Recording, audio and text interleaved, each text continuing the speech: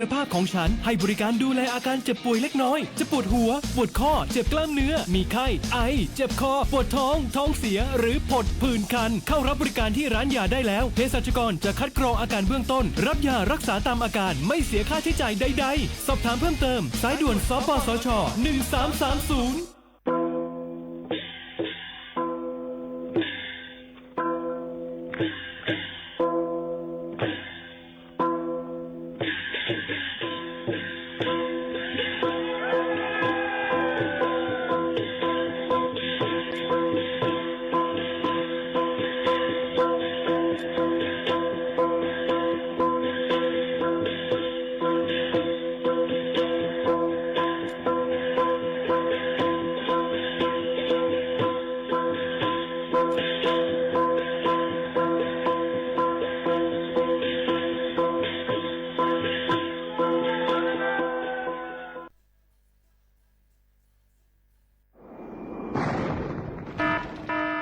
เจดอนเก้งใหม่ย้อนตั้งโฮมมือกูฝ่ายเงื่องแวลองเผาป่าไม่เถื่อนคือไห่สวนตอนตาที่ลดย้อมหมอกก้อนกล้องในจันล้มจอมหนังคอปืนเผาไว้หนังฮือเตกุ้มทิ้งลองเผาในหลายๆปืนตีรวยอ่ำปันเผาสังเสอิดดาเดเฮ็ดเฮาจันล้มอ่ำมิกหมอกก้อนกล้องก้อนโม PM 2.5 เตเอาเนื้อวันที่1เดือน1 2หิงหาปากปลาย68ต่อถึงวันที่15เดือน5 2หิงหาปากปลาย68สั่งว่าหลูไลเผาในจึงเตไลล่วงเส้นหมายย้อนขว้างตีแอปพลิเคชันไฟล์ดีไลอยู่ค่ะสั่งป่นเป็นเดญ่าตามตกคอกแลมไม่ตามเงินอ่ำป่น2เหงหาปากวัดอ่ำนั้นตั้ง2อันเก้งใหม่ปันเฮียงดาได้ใจเทคโนโลยีดาได้เพียวกวยอยู่ยุกยักแลไม่ดอกในให้ในสวนหนังหือลองเผาป่าไม่เตลดย้อมและเฮ็ดให้สภาวะฟิงตื้นเป็นจึนเสรีดากยินยาวข้าวหึงสังทบหันลองเผาในปืนตีหามเผาอ่ำนั้นทบหันคนเฮ็ดพิษกับสืบเติงลาดกว่าเลยดี0531128808อ่ำนั้น191ไหล่24โจมองค่ะ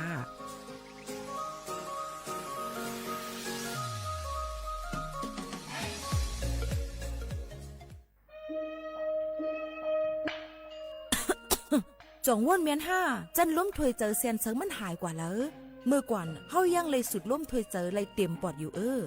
ถึงมามือเหลียวไฟไหม้ป่าเถื่อนเลยหมอกก้อนกล้องก้อนโม PM 2.5 เป็นเพต่อสภาวะฟิงตื้นเป็นเซอัมกายังปั่นพ่อนไฮจ้าต่อไปอยู่หลีเฮาเทียงกวันลูกตีเผาป่าไม่เถื่อนคือเผากวยเหยื่อยุกยักซ่อมให้จ้อมสวนเสเป็นเงาหักเฮ็ดเฮาเป็นหมอกก้อนกล้องก้อนโม PM 2.5ตุ้มเตอร์ต่อเนื้อวานในสนแหล่เป็นเพต่อตั้งเป็นปอดหูเจอจังเป็นตั้งเป็นผายร่วมเทยเจอต่อลูกอ่อนได้ก้นเท่าแทงลูกก่อนเฮากูก็หลุเลยเจอแถมกันเฮกังลุยอ่ำเผาป่าไม่ถึงคือเฮ็ดแหลนเฮไฟปันเฮียงผูกต้นไม้น้ำเฮากัดจืนเสรีกึดลองเผาป่าไม่ถึงคือลดย่อมหมอกควันตาจันร่วมถวยเจอจืนเสรีแต่เอาเมื่อในกว่าตาจันร่วมถวยเจออันลีในวันเมื่อนานนั่นตอนตาสู้เฮาและก้นอันมาแอวแลกูก้นนั่นค่ะเลยตั้งมุงมองห่างลีเสฐานฐานะกอกับสืบข่าวตอน3กรมประชาสัมพันธ์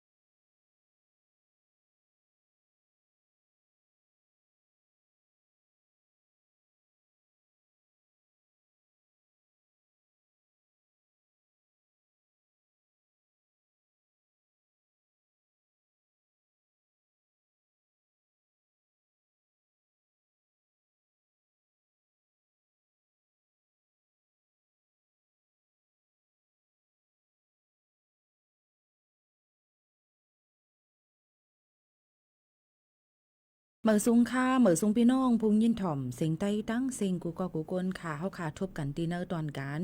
ฮงปล่อยเสียงสวทเก้งใหม่ AM 1476กิโลเฮิรตซ์ค่ะปืนปล่อยเสียงกูวันพอถึงมาข้าวยาม10โมงถึง11โมง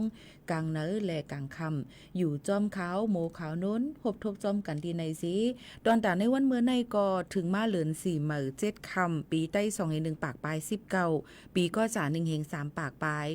86คู่ในนั่นค่ะถึงเป็นวันพุธที่5เดือนธันวาคม2เฮงปลาย25ในสิเลอยู่จอมขาวผู้ปืนเผาและผู้จัดรายการโมขาวน้นสุภาวันเชื้อสารวินเป็นอ้อยก็อ้อยเซปอแม่ปีน้องๆเขาอยู่ในค่ะอ้ออ่อนตั้งในค่ะเฮาค่ะเดี๋ยวอ่อนพี่น้องเขามายินถ่อมด้วยข่าวเงากันก่อนในนั่นค่ะหลายร่องหลายอันค่ะเนาะเฮาค่ะก็คัดเจอเอามาฝากตอนตู้ถึงพ่อแม่ปีน้องๆเฮาเขาให้แรงยินถ่อมจ้อมกันในนั่นค่ะข่าวเงาอ่อนตั้งในก็ได้เป็นข่าวเงาฟิงฟ้าราศีในค่ะก็เบิ่นั้นแลข่าวอองตีข่าวฟิงฟ้าราศีเปิ้นก็เฮ็ดผึ่นลิกเป็นอันที่2พื้นที่2ยาวหมอกลาดถึงว่าเตมีล้มเลือดล้มไม้นะคะล้มเฮาแล้งหลงเข้ามาตั้งปอดห้องจึงไทยในนั่นค่ะในโจกาวันที่6ถึงวันที่8ในนะคะเกี้ยงใหม่ในก็ได้ตุ้มเตือนนำก็ได้เป็นวันที่7ถึงวันที่8เดือนในค่ะก็เปิ้นนั้นแล้ววันที่6ต่อถึงวันที่8เดือนธันวาคม2เฮงปลาย25นั่นปอดห้องจึงไทยเได้มีลมไม้เตมีลมแรงลงเข้ามาเนี่ยนั่นค่ะก็เตมีผลลมห้าวแห้งหมักเฮ็บตกเป็นมังปื้นตีนะคะแล้วก็เตมีผ้าผ่าเกิดขึ้นไรเป็นมังตีไหนนั่นค่ะพี่น้องเขายื่นพวกนั้นเนี่ยค่ะพี่น้องเขาก็รู้เลยฟังกันไว้มังปื้นตีก็เตไม่แห้งเตอมาหรือสีเก่าบางทีก็เตมีฝนล้มไหนนั่นค่ะย้อนฝากไว้ปันพ่อแม่พี่น้องเขาค่ะในวันที่6ในเนี่ยค่ะพี่น้องมือพุกในเนี่ยค่ะเนาะเจตวนอันตีติฮบทบลองเพลมแรงลงและผลล่มในก็เตเป็นอยู่ดีพิษณุโลกพิจิตรเพชรบูรณ์เนี่ยค่ะพี่น้องเขาเนาะวันที่7ถึงวันที่8ได้เป็นดังเจดอนเก้งใหม่ลำปูนลำปางเมืองแพร่เมืองน่านและอุตรดิตถ์สุโขทัยเมืองตากกำแพงเพชรพิษณุโลกพิจิตรเพชรบูรณ์เจียมเจอในค่ะยื่นปนนั้นก็ตีเลยว่าตุ้มเตอหลายตีหลายตั้งค่ะเนาะเพราะวันที่7ถึงวันที่8ในเก้งใหม่ก็ตีฮบทุบเหมือนกันก็ปนนั้นพี่น้องเขาก็ถูกรีไว้ฟังแต่ดีกว่ามาไปตั้งไหลในก็เฮาฟังกันไว้เต้ๆว่าๆในเอามาฝากตวนทุถึงพ่อแม่ปีน้องๆเขากูก็กูก้นตั้งหมดตั้งเสียงจึงหนังไหนเยาค่ะพี่น้องเขาเอ้ยค่ะเย้าก็มาถ่อมด้วยแทงในค่ะเนาะเพราะว่าถ่อมเย้าเนี่ยก็เฮาขามาด้วยแทงในค่ะพี่น้องเขาเกี่ยวกับเลยลองตั้งเซดอนเกี้ยงใหม่เปิ้นก็กด7กดทัดด้วยในนั่นค่ะลองว่าเผาไผ่ใหม่ป่าเถินเคอเจิมเจ้าหนังไหนค่ะเมื่อหนังตั้งรวยสเก็ตเซดอนเกี้ยงใหม่เปิ้นก็กด7ด้วยว่าไผ่ใหม่ป่าเถินนั้นมีดีหลายพ่องในโจกาตั้งเบิ้งสันทรายก็ลูล้อมด้วยถึงตั้ง5หมู่บ้านเนี่ยค่ะอำว่าจะเป็นลองกึดลือลองการเผาลองมีฝุ่นนะคะตอนตาสู่เขาหาเจิมเจิงหนังไหนค่ะเนาะก็เปิ้นน่ะได้ลองตั้งเจ้าในก็เปิ้นก็อ่อนกันกด7กดทัดด้วยหนังหือบ่ได้มีไผใหม่ป่าเถินกูตีกูตั้งนั่นให้ลดย่อมลองหมอกก้นกองก้นโมและ PM 2.5ในค่ะหนังหือบ่ได้ตุ้มเตอถึงป้ายอยู่ลีเฮาขานั่นในค่ะอันนี้ก็คัดเจอเอามาฝากไว้ปันพ่อแม่ปีน้องๆเขาตั้งหมดตั้งเสียงกูก็กูก้นให้แลยินถ่อมจำกันอย่าก็เงืองแวลองการเผาในนั่นค่ะหนังหือบ่ได้ลดย่อมกูสำแสนเปิงนั่นนะคะเอามาได้เป็นตุ้มเตอป้ายอยู่ลีเอามาได้เป็นหนองหมอกก้นกองก้นโมเจิมเจ้าในค่ะเนาะเมืองโมนะคะตาเจี๊ยบตาเสียบเจิมเจ้าในค่ะเนาะอันนี้ก็มาฝากไว้ปันพี่น้องเขาเจ้าหนังในให้แลยินถ่อมจำกันในค่ะพี่น้องเขาค่ะก็เดมีแทงพี่น้องเขาเดเลยหันว่าในค่ะเนาะพี่น้องเขาตั้งเก้งใหม่ในลื้อหลังเนี่ยค่ะตาเหลวในตอนแต่พี่น้องแห่งกันตอนแต่พี่น้องแห่งการเขานั่นในค่ะเนาะพี่น้องเขาก็มีนำแหนนในนั่นค่ะพี่น้องเขาที่เป็นรองอีสังล่ะพี่น้องแห่งการเนี่ยเมืองพี่น้องมึงเก่งใหม่เขาเนี่ยกำว่ากว่าคาแฮมเปิ้นว่าดีตั้งเสียงขายหมักหูในค่ะเนาะเย่าก็ย่ำพองแต่เหลียวก็มีมือว่าในค่ะกลางในเจ้าก็มีก้นหนุ่มไต้เสีย6-7ก็กว่าคาแฮมเปิ้นตั้งกัดพักดูเก่งใหม่จำเจอหนังไหนก็เปิ้นอันไหนกับกายเลยลองจุ้มก้นหนุ่มไต้ตีอันมีมิกไม้575นั่นแลตั้งจุ้มก้นหนุ่มไทยเนี่ยค่ะพิษแผกมังโหกันตีในกัดพักดูเก่งใหม่นั่นค่ะเนาะพ่อแม่ปีน้องๆเขาค่ะตีดังเว้งเก้งใหม่ในค่ะเนาะนั่นสิเนี่ยก็ตั้งห้องปริหารเนี่ยค่ะเจริหันว่าเป็นพิษกันน้ำพักดูเก้งใหม่ค่ะเนาะก็เปิ้นนั้นแลอายุ18ปีอันเป็นคนไทยนั่นเสไรรู้เสียงกว่านั่นเสเนี่ยตั้งห้องปริหารเขาเนี่ยค่ะเงาเว้งเก้งใหม่หมอกลาดว่าตีนยอก ไหลเหย่าก้นไตก้นหนุ่มไตตาฮกก็นะคะพี่น้องเขาผู้ก้อนบริหารก็ลาดว่าเมื่อวันที่4เดือนธันวาคม2เฮงไป25ย่ำกลางในเจ้าหมอก4โมงปลายๆมีจุ่มก้นหนุ่มเขาพิษแผกล่ำพันกันในกัดพักดูเก้งใหม่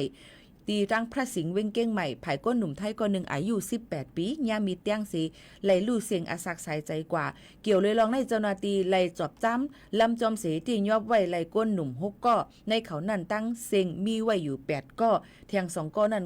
ก็เป็นเพอในก็ไหลหู้ไว้เย้านะคะก็เปิ้นในไหลหยุ่มยามว่าเตตี้ยอบไหลเทียงคันเพอไว้อยู่ในค่ะพี่น้องเขาค่ะ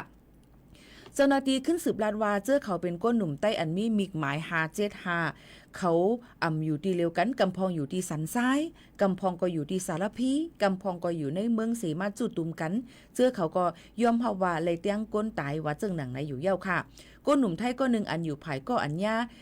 เตียงนั่นลาติผู้สื่อข่าวเขาว่าคำว่านั่นเขาอ้างออกกว่าตั้งนอกในซีแลออกเฮิรนมาสัมมัญญาจุ่มก้นหนุ่มใต้เขามาวีตีอองเปิ้นเล่นสนุกเกอร์อันมีในเสียนตั้งเหลียวกันตั้งเฮิรนเขาอยากด้วยนากันด้วยอับเจอไล่มั่นแลโกเป็นปัญหาเสียเจอเสียเปิงเสียภายเขาเลยสืบฟ้นจูดบริหารตำรวจเมื่อปริเขามากกดแจดไปเป็นสังแลเจ้าหน้าที่ก็ขึ้นมือกว่าขึ้นค่ะ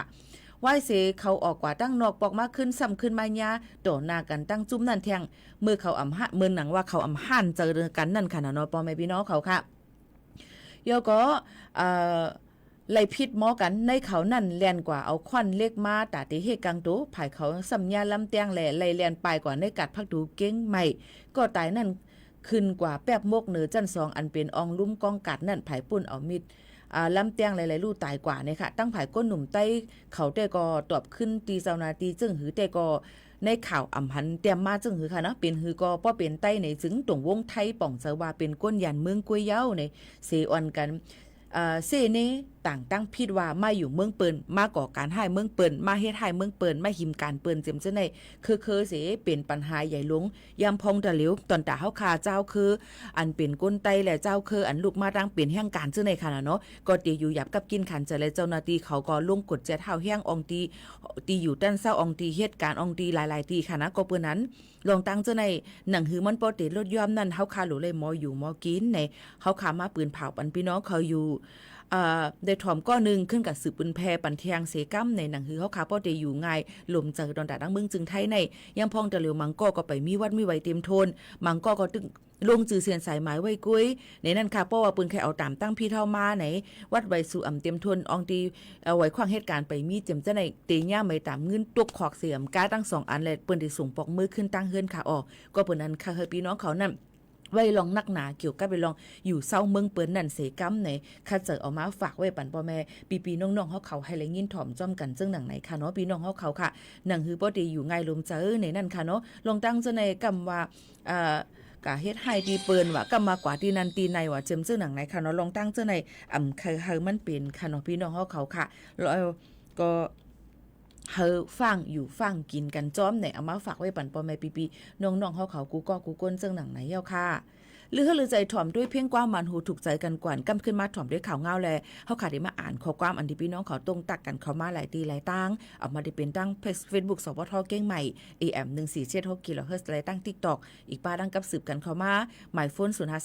0532760007ในนั่นค่ะเฮาค่ะดีกว่ายินถ่อมเพียงความหักเตเปก็อยู่จ้ำในกันก่อนค่ะเปิ้นใกล้ๆลาดไว้อยู่นะคะลองตั้งหักตาได้มันกึ้มเนื้อกันนั่นโหลดได้มีเจอเสร็จจ่าและมีเจอมันกึ้มซื้อเยอะต่อกันนะคะก้อยกากำนำเตก็มือผัดยานไกลกันกว่าสู่เขาเฮาใจก็ได้แปลกเปิงอับนั้นก็ลองตั้งเอียงอ้านเอาค่ะมันสิเปิงกันไว้หือมันสิมีหลายรองหลายอันเข้ามาในเกกลางลองตั้งหักโกน2ก่อค่ะเนาะก็ปานนั้นแหละเบาๆอยู่จำเพอก็ได้ก็นั่นได้เป็นก็หักในค่ะว่าจงใกล้ๆเปลี่ยนอยู่ค่ะหือถ่อมด้วยจำกันหักเตเปก็อยู่จำค่ะ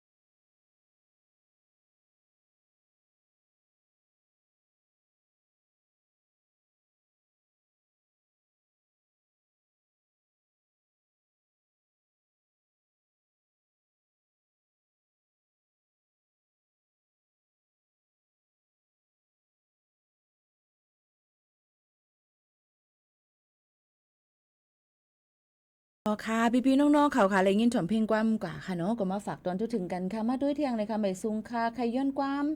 ถามว่าใจเจิงหานตาเหลวในยังตึกมีอาศักอยู่ค่ะอ๋อใจเจิงหานยังตึกมีอายุอาศักอยู่ค่ะอันนี้ถามมาตั้ง Facebook ค่ะเนาะอันนี้ยังตึกมีอยู่ใกล้ๆว่าเป็นตายผักไว้ในค่ะเนาะก็บอกว่าตายผักเป็นตั้งเป็นนั่นขนาดเนาะยังตึกมีไว้อยู่มาปอกก็ใกล้มายดยาตัวไว้อยู่ให้เจ้าหนังไหนค่ะอ๋อแต่เหลือก็ยังตึกมีอาศักสายใจอยู่เนี่ยค่ะก็ต้องถามกันเข้ามาก็หมอกลัดปันเยาค่ะนะเยาก็ผมเจิมฮับดอนกูก็ดีต้องตักกันเข้ามามาได้เป็นเจ้าคือเลยสิว่าอโบเออจ้าเชลชาเชลลาอุดุธรรมาอมวิโชเปอร์มีหลายๆเจ้าคือขนาดที่ต้องตักกันเข้ามาก็มาฝากไว้ปันพ่อแม่ปีๆน้องๆเขาให้เลยยินถ่อมจอมกันในตอนการเฮาค่ะดีในเย้าในนั่นค่ะพ่อแม่ปีๆน้องๆเขาค่ะมีพี่น้องขอแทงหลายตีหลายตั้งต้องตักกันเข้ามาค่ะเนาะคืนนี้ฟังแล้วมีความรู้และเสียงเพลงเพราะๆยินจมขอบใจใหญ่นำค่ะดีต้องตักแลหมอกละถึงขอความกันเข้ามาค่ะเนาะยินจมขอบใจเต้ๆค่ะออพี่น้องเขาค่ะ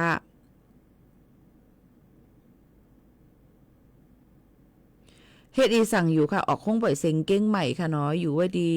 ห้องปล่อยเซ็งเก้งใหม่ค่ะพี่น้องเขาค่ะยินชมขอบใจที่ต้องตักกันเข้ามาตั้งเซงค่ะเขาก้ามอ่านน้ำตั้นขึ้นย้อนน้อมใหญ่นำค่ะนะปีนน้องๆเขาค่ะค่ะกำเลยเฮาค่ะมาตุ้ยแทงในค่ะเนาะปีน้องๆเขาค่ะเพียงความก็เลยถ่อมกว่าเย้าในค่ะนะเฮามาค่ะมาตุ้ยแทงในค่ะว่ามีข่าวเงาอีสังเทียงในค่ะเนาะที่เฮาค่ะได้คัดเจอเอามาฝากไว้ปันพ่อแม่ปีน้องๆเขานั่นในค่ะเนาะเตเลยหันว่าเมื่อวันที่4ป่นมานั่นหนังเก่านะคะตั้งกองกำลังผ่าเมืองเจ้าหน้าที่เขาหลายๆฝ่ายเลยซึกหันมาตี3ในค่ะชัยยานุภาพในค่ะเนาะไล่หับแจ้งว่าได้มีการต่อส่งยาเมากำมาในนั่นค่ะเนาะยก็ออกกฎจัดกฎทัดด้วยในค่ะเซ็นตั้งวานขอบดงม่อนปิ่งเมืองฝางเจดอนเก้งใหม่ค่ะพบทบยาจุ้มนะคะอันมีถงเปิดลงไว้นะคะหมอก3เกาะนะคะยก็ไล่กว่ากฎจัดกฎทัดด้วยในนั่นค่ะก็ด้วยกาว่าจุ่มอันมีถงเปิ้นนั่นเลยยื้อขึ้นนั่นขนาดเนาะยก็ยื้อใส่เจ้าหน้าที่เขาเฮ็ดได้มีลองตุ่มเตอกันยื้อกันอยู่15นาทีในค่ะจ่องไกลเลย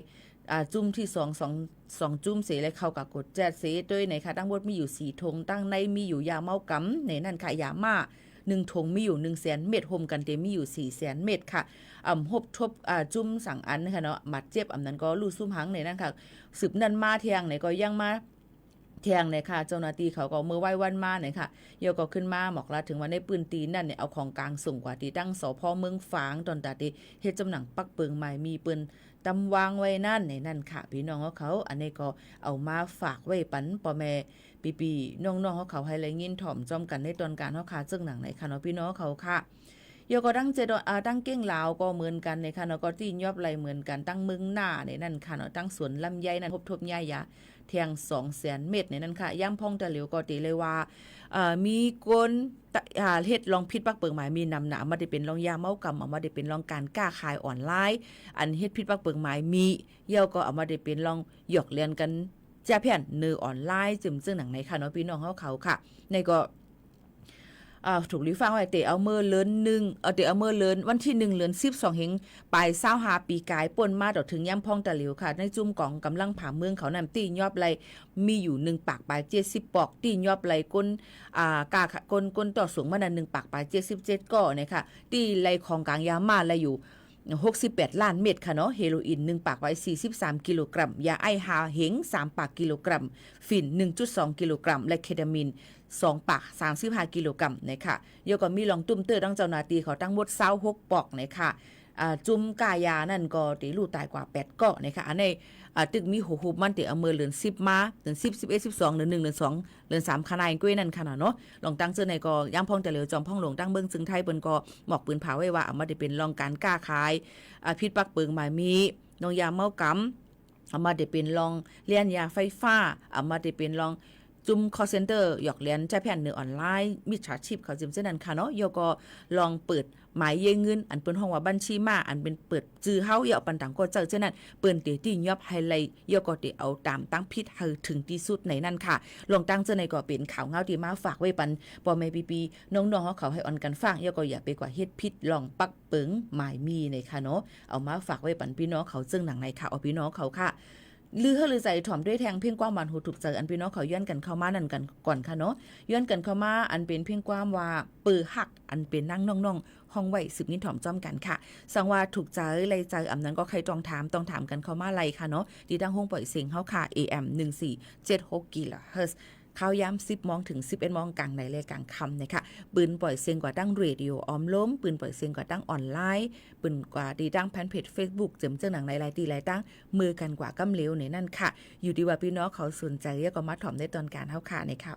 ถ่อมตีจำตีไกจึงหือเนี่ยก็ต้องตักหมอกรัดถึงกันไล่เฮาค่ะได้เป็นลองยินโจมขอบใจแล้วก็เป็นแห้งใจโดนดับผู้จัดรายการเต้ๆค่ะหรือ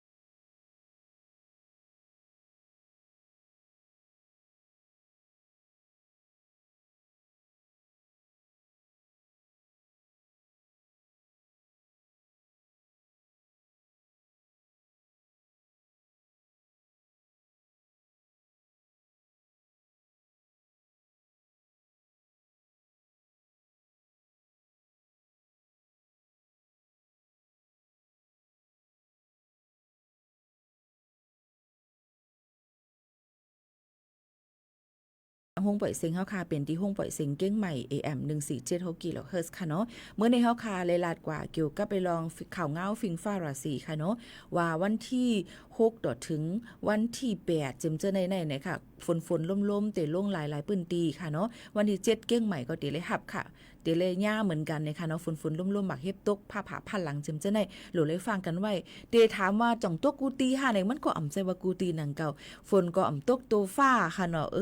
ก้นเฮ็ดนาก็มีกูตีนั่นค่ะแหละพี่น้องเขายังเป็นนั่นแหละเขาก็ลาดไว้จ้อมหนังเปิ้นขาดลามไว้นั่นค่ะเนาะพี่น้องเขาค่ะเอี้ยก็ลองเกี่ยวกับไปลองก้นหนุ่มไต้5เฮ็ดให้เหนือก้นไทยดีทางเก้งใหม่เลยเปิ้นก็ตียอบกว่าหลาย6ก็ยังตึกหายกว่าแทง2ก็ตึกล้ำหาแทงอยู่ในค่ะสืบนั้นมากก็ได้เป็นข่าวเงาเกี่ยวกับไปลองหมอกกวนกล้องกวนโมและดังสิดอนเก้งใหม่ก็วางแผนกดแจดกดทัดเอี้ยก็หนังหือบ่ได้มีก้นเผาไผไหม้ป่าเถินนั่นหนังหือบ่ได้ลดย่อมลองตั้งเป็นนะคะเลยหมอกกวนกล้องกวนโมจึงหนังไหนค่ะเนาะนี่ก็มาฝากไว้ปันพี่น้องเขาในค่ะรายข่าวรายอันค่ะอ๋อตอนตาพี่น้องเขาได้เลยรับผู้ให้แลยินถ่อมจ้อมกันนั่นไหนก็คัดเจอเสยเฮียงเอามาฝากไว้ปันพ่อแม่ปีๆน้องๆเขาจึงหนังไหนเหี่ยวค่ะพี่น้องเขาค่ะเยี่ยวก็เนี่ยค่ะลองตี้ยอบยาเมากับเนี่ยค่ะเนาะกองกำลังผ่าเมืองเขาเนี่ยค่ะอันนี้ก็มาฝากปันอันนี้เป็นโฮคูปที่เขาคาลัดกว่าเมื่อไกลเสอันกูพี่น้องเขาอันถ่อมตึกหามากก็แอมตันถ่อมสุดนั่นค่ะเนาะสั่งเสื้อว่าใครถ่อมแทงเงาต่อไปเนี่ยก็เข้ากับถ่อมไล่แทงติเพสสบทเก้งใหม่ AM 147กิโลเฮิรตซ์ตอนการผ่าสาวความไตก็ไล่เหมือนกันข่าวยาม10ถึง11 โมงกลางในเยี่ยวก็กลางค่ำนั่นค่ะเนาะตอนดาข่าวงาอันที่เขาคามาปืนปล่อยสิ่งกว่านั้นกลางในกลางค่ำอยู่บางอันก็เตเหมือนกันเนี่ยค่ะเนาะคุยกาย้อนไปว่าพูงยินถ่อมเฮาคามันก็เลยตั้นกลางวันมันก็เลยตั้นกลางค่ำเจ็มเจิ้งหนังไหนค่ะเนาะหนังหือบ่ได้เลยถ่อมกันจอดโตนั่นนี่ก็ติคัดเจอเอามาฝากไว้ปันพ่อแม่พี่น้องเขาให้เลยยินถ่อมจ้อมกันเจิ้งหนังไหนค่ะอ๋อพี่น้องเขาค่ะมาด้วยแทงเลยค่ะพี่น้องเขาค่ะเยาก็ตั้งเป็นไข่อีดำอีแดงตั้งเป็นอีลำอีแรงเลยค่ะว่าพี่น้องเขาพอเป็นความกำไต้ได้อยู่แค่เดไปมีความไทยได้ก็ว่าไข่อีดำอีแดงเนี่ยนั่นค่ะตั้งเป็นอันไหนเตแพลามในลูกอ่อนเนี่ยค่ะอายุอาซาคาปีถึง15 ปีผู้ใหญ่ก้นหลงและพ่อแม่พี่น้องเขาก็ถูกดีเลยรวมด้วยถึงสังเจว่าลูกอ่อนเนี่ยค่ะมีตั้งเป็นเหมือนจึงมาคอเจ็บไอเนื้อเลือดเนื้อไม้เนี่ยค่ะลิ้นจ้าจอมเนื้อหนังเป็นตุ่มแรงเจิมเจ้าในเฮอกว่าก็ถึงมือหมอกดจัดด้วยคันไพ่ยดหยาปันหนังหือบ่ได้ให้เฮียงนั่นไหนนั่นค่ะอันนี้ก็เอามาฝากปันพ่อแม่พี่ๆน้องๆเขาเลยลองตั้งเป็นเที่ยงอันแพร่ล่ำอยู่ยามพองแต่เหลวในโยก็ยันปุบาลุอ่อนก็อึดเฮนในค่ะเนาะพี่น้องเขาก็หนูเลยไปด้วยลูกๆหลานๆพี่น้องเขานั่นจอมในนั่นค่ะพี่น้องเขามาฝากไว้ปันกูก็กูก้นให้เลยยินทอมจอมกันเจิ้งหนังไหนค่ะพี่น้องเขาค่ะมีคนยวนเพียงความกันเข้ามาเพียงความใจใส่มาออยอยู่ในแคป010ในค่ะเดี๋ยวข้าเจอหาปันในค่ะเนาะยวนมันติเป็นเพียงความแม่เมืองใต้แลน้องในค่ะเนาะพี่น้องเขาค่ะเสียงมันเต็มป้อแจงแรงหลีในปืนลาดไว้ก่อนค่ะเนาะยันบ่ว่าเอามาดีแคปขุยแกเซตนั่นค่ะเนาะสืบถอมจ้อมกันกว่าในค่ะสั่งว่าเจอในก็ขึ้นหมอกลัดปันเฮาค่ะแทงกำนึงค่ะ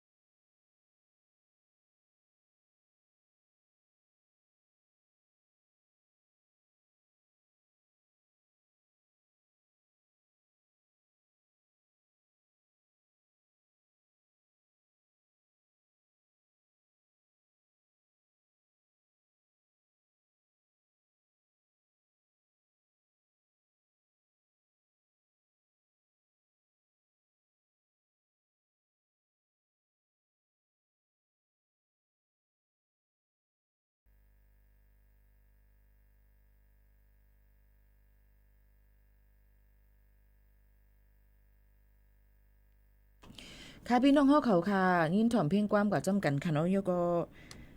ขอบใจถึง Google ค่ะเนาะที่ต้องตักกันเข้ามาย้อนเพลงความกันเข้ามาเจิมเจ้านั่นเลยค่ะเนาะแต่เหลียวในเพลงความใจเสียนจึงเฮามีเลยใจเสียนจึงมีเลยขำเจ็บก็เร็วในค่ะนะสืบถ่อมค่ะ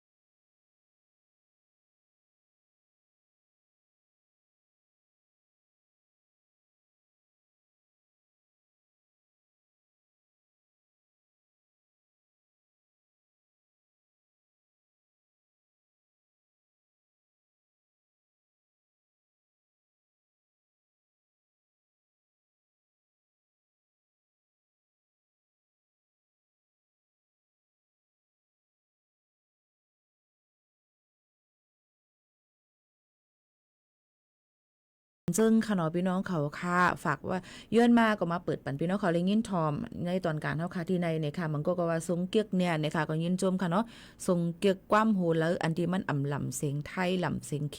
อันเป็นเสียงลิขสิทธิ์อันเปิ้นมีหมายมีไว้นั่นเนี่ยก็ย้อนกันเข้ามาไล่เนี่ยค่ะตัวอย่างมันเหมือนว่าเอ่ออย่างก็ฮักเฮียงก็จังแฮงหมอกผานอายเปียใจกอบน้ำยาจึมเจ้าในค่ะเนาะตัวอย่างมันค่ะเนาะ อำจังเปิดปันค่ะเนาะในก็ย้อนฝากไว้ปันพี่น้องเขาจ้อมเนี่ยค่ะเยอะก็ใครฝากปันภูหักเพียงความในภูสูงเกี่ยวข้องเพียงความตอนใดดีกว่าซื้อเอาเพียงความมาห้องนั่นเนี่ยก็สั่งเป็นอะไรก็ใครซื้อเอาเพียงความอันดีมันอำลำเสียงไทยนั่นนะมันได้เปิดง่ายนั่นขนาดเนาะก็ได้ปันแห้งนั่นขนาดไหนเสียรายเงินเนาะซื้อ1โหก็มันได้ง่ายๆค่ะเนาะ3-4 พันว่า3-4เฮงว่าเยอะก็เฮ็ด MV มันแทงบ่เฮ็ดลีก็เสียงเป็นโหหมื่นเฮ็ดบ่ลีก็2-3เฮงจังได๋ค่ะเนาะก็ได้มีนำค่ะเนาะก็บ่นั้นลองตั้งจังได๋ก็มันก็เป็นปัญหาดอนแต่เฮาเปิดปันเพียงความติๆเฮาก็ค่อยปันแห้งค่ะแหละเว้ยก็ว่ามันมีปัญหาหลายเรื่องหลายอันเนี่ยก็อำได้เปิดปันเนี่ยก็แค่ดอกปองเจอปันเสกำเนี่ยค่ะขอบใจถึงกูก็กูเกิลค่ะเนาะพี่น้องเฮาเขาค่ะที่ถ่อมเดี๋ยวก็มีข่าวยำกะขันมาถ่อมในตอนการเฮาค่ะจ้อมกันที่ในนั่นเนี่ยค่ะขอบใจเด็ดๆว่าป้ออำสุดอำเสียงเหี่ยวค่ะนะใครย้อนฝากไว้ปันกูก็กูเกิลค่ะเนาะอีสังสิอำว่าในนั่นค่ะพี่น้องเขามันอยู่ที่เฮาค่ะนั่นขนาดเนาะตีคึงปองให้สร้างว่าอันเลลีอันเลอำลีในนั่นค่ะก็มาฝากไว้ปันกูก็เสียย้ำพองแต่เหลียวตั้งผ่ายกันตีนยอบลองยาวเมากำในบูรณาการ5หน่วยงานเนี่ยนั่นค่ะ5ห้องการเนี่ยค่ะหนังหือบ่ตีนยอบไรแคมแลบนั่นเนี่ยค่ะเนาะโฮมมือกันตั้งหลายๆฝ่ายเจ้านั่นเนี่ยค่ะเนาะในก็เป็นข่าวเงาทาง1อันย่อก็ยุ่มยามาตีลดย่อมกว่าลองกันกล้าขายย่อก็ลองยาวเมากำเต้ๆว่าๆในนั่นค่ะปีๆน้องๆเขาค่ะเย่อก็เมื่อไหร่ได้เป็นวันอีหังค่ะพี่น้องเขา เคยอ่านในอิดค่ะเนาะพี่น้องเขาค่ะเมื่อไหร่เป็นวันความไทยว่าวันโรคอ้วนโลกเนี่ยค่ะวันก้นปีจึงเมืองเนี่ยค่ะพี่น้องวันตั้งเป็นก้นปีจึงเมืองเนี่ยนั่นค่ะพี่น้องเขาค่ะลดย้อมลองก้นปีห่างไกล NCD เนี่ยนั่นค่ะลองตั้งจึงหนังไหนค่ะเนาะย้อนเปิดสั่งเลยว่านั่นหลายย้อนเปิดว่าก้นปีแต่เหลวเนี่ยนำเหลึงขึ้นมาย้อนเลยลองว่าเจอคือเขาเป็นไว้อยู่ยาวนั้นก็ได้เป็นลองว่าเฮาคากินเลยลองตั้งกินกว่าลองเครื่องอังกาเฮาคามันย่อยเต็มทวนนี่ขึ้นปีเนี่ยเครื่องนดเครื่องบีบในเครื่องใส่เครื่องเฮ็ดสั่งของเขาค่ะในวันเฮ็ดเต็มทวนเนี่ยมันปีจำจังไหนก็เป็นไรยันเปิ้นนั่นแหละมื้อในวันที่5นั่นเปิ้นเป็นวันโรคอ้วนโลกเนี่ยค่ะวันก้นปีจึงเมืองเนี่ยนั่นค่ะพี่น้องเขามันก็เป็นลองลำลองเที่ยงอันนึงเหมือนกันนั่นคือป้ายอยู่ลีเฮาค่ะกูก็กูก้นเทอยู่ลีกินหวานกันนั่นเนี่ยนั่นค่ะพออ่านมาจากไหนในใจบ่เคยลีค่ะเนาะตัวสกก็สัมปีมาที่ดิค่ะลูกเน่น่ะที่หีกบหัวเลยค่ะถามว่าปีจ่องเป็นตั้งเป็นอีหยังในป้อมเป็นตั้งเป็นอีหยังในแค้นค่ะเพราะปีเป็นตั้งเป็นเลิศสูงว่าเป็นเดียวว่าน่ะเป็นเก้าว่าเป็นนู่นเป็นในว่าเนี่ยก็อยากเนี่ยในค่ะเนาะก็บ่นั้นมือโจกาเฮาขาตึกมีเอ็นแฮงมือเฮาขาตึกหนุ่มตึกเนี่ยนั่นเรียนแฮงปั่นค่ะเนาะ1เอสุดบัน1วงเลยก็3-4ปอกเนี่ยค่ะ1ปอก30เมตรจังหนังไหนค่ะเนาะก็มาฝากไว้ปันพี่น้องเขาถามว่าอีหมู่ขนนจ่องตั้นออกเรียนแฮงอ่ำตั้นค่ะเมื่อถึงเฮือนบางปอกมาอโลเว้ยกลางคำลงไว้ค่ะมาออกเฮือนมาเต็มเจ้าเมื่อถึงเฮือนปอกคำจังไหนก็มีค่ะก็การจึงหือก็เลยค่ะดูเฮาก็โหลเลยฮักดูเฮาใจเฮาป้อเฮาอำฮักเผยที่ฮักค่ะไหนอ๋อค่ะผัดยันพี่น้องเขาเมื่อกว่าก่อนเดียวค่ะนะส่งขึ้นมาฮบมาทบจอมปอแม่ปีๆน้องๆเฮาเขาแทงในตอนการเฮาค่ะดีในค่ะนะยินจวมขอบใจกูก็กูก้นค่ะย้อนสู้ปันให้อยู่ลีกินหวานกันไหนนั่นค่ะหนังกลางใจเยื่องอ่านนั่นก็เฮาเต็มทวนกันกูก็กูก้นค่ะนะกูลองนะคะมาฝากไว้ปันพี่น้องเขาอยากอยู่ที่ว่าพี่น้องเขาตีวักต้าเอาไรหมอกกะหือจึงนั่นกุ้ยในนั่นค่ะเนาะอ๋อค่ะผัดยันพี่น้องเขาเมื่อกว่าก่อนเนี่ยค่ะนะส่งขึ้นทบกันเที่ยงค่ะพี่น้องเขาค่ะม่อนค่ะเหมือน